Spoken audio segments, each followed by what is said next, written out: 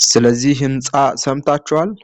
አስታና ውስጥ ስለሚገኘው ስለ ትሪያንግሉ ህንፃ እስቲ አንዳንድ ነገሮችን እንመልከት። በዚህ ህንፃ ውስጥ ብዙ የሃይማኖት ተቋማት መሪዎች ይገኛሉ። በትልቅ ስፍራ ያሉ በትልቅ የሃይማኖት ጫፍ ላይ ያሉ ይገኙበታል። እነዚያ ሰዎችና የዓለም ታዋቂ መሪዎች እንደዚሁም ደግሞ ባለሀብቶች በዚህ ህንፃ ላይ በመገናኘት ስብሰባ ያደርጋሉ። ይህ ህንፃ ፓላስ ኦፍ ፒስ ኤንድ ሪኮንሲሌሽን ተብሎ ነው የሚጠራው። በትሪያንግል ፎርም ነው የተሰራው። አንዳንድ ነገሮችን እስቲ እያነበብን ብናይ መልካም ስለሚሆን እንመልከት። እስቲ እያነበብን እንዲህ ይላል። ስለዚህ ህንፃ ኤአይ ዲስከቨሪ ያደረገውን ሐሳብ ነው ማነብላችሁ። The triangle building in Astana is Palace of Peace and Reconciliation. የሶስት ማዕዘኑ ህንፃ በአስታና ውስጥ የሚገኘው የስምምነትና የሰላም ቤተመንግስት ነው ይላል።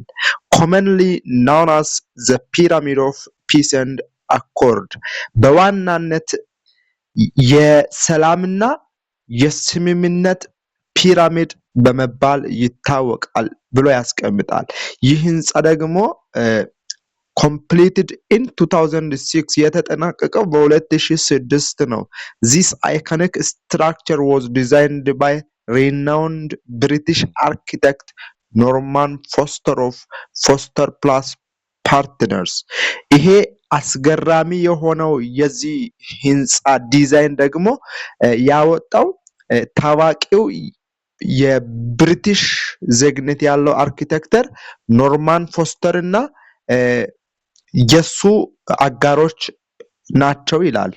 እንግዲህ it was specifically built to serve as a permanent እንግዲህ በዋናነት እንግዲህ የተገነባው በቋሚነት non-denominational venue for the triennial congress of leaders of world and traditional religions እንግዲህ በዓለም አቀፍ ላይ ያሉ አስተዳዳሪዎች ወይንም ደግሞ መሪዎችና የሃይማኖት ወይንም ደግሞ ባህላዊ የሆኑ ሃይማኖቶችን የሚመሩ ሰዎች ያለምንም መጨናነቅ ያለምንም መጉላላት አንድ ላይ በመሰብሰብ ስብሰባ እንዲያደርጉ በማሰብ የተገነባ ነው ይላል።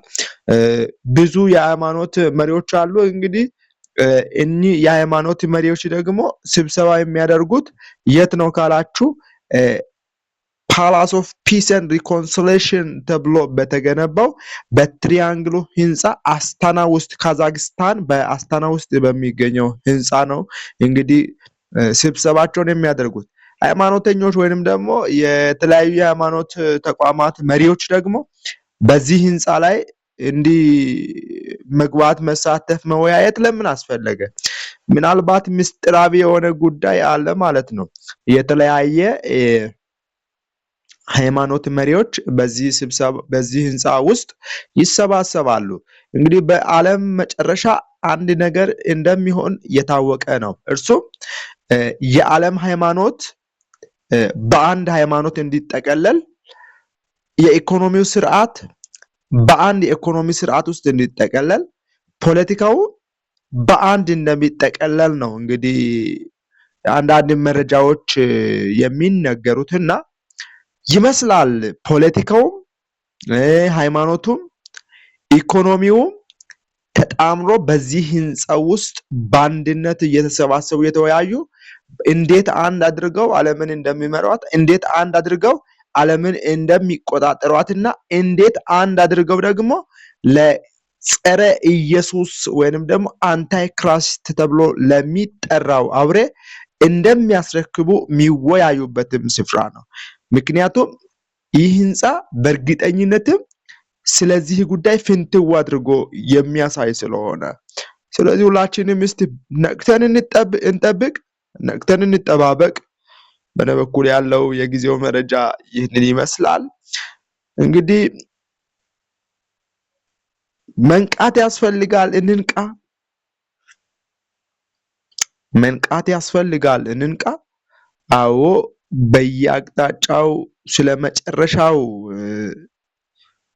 ዘመን የሚያወሱ ቪዲዮዎች የተለቀቁ ነው ያሉት። እኛም ደግሞ እንንቃ የምለውን እላለሁኝ።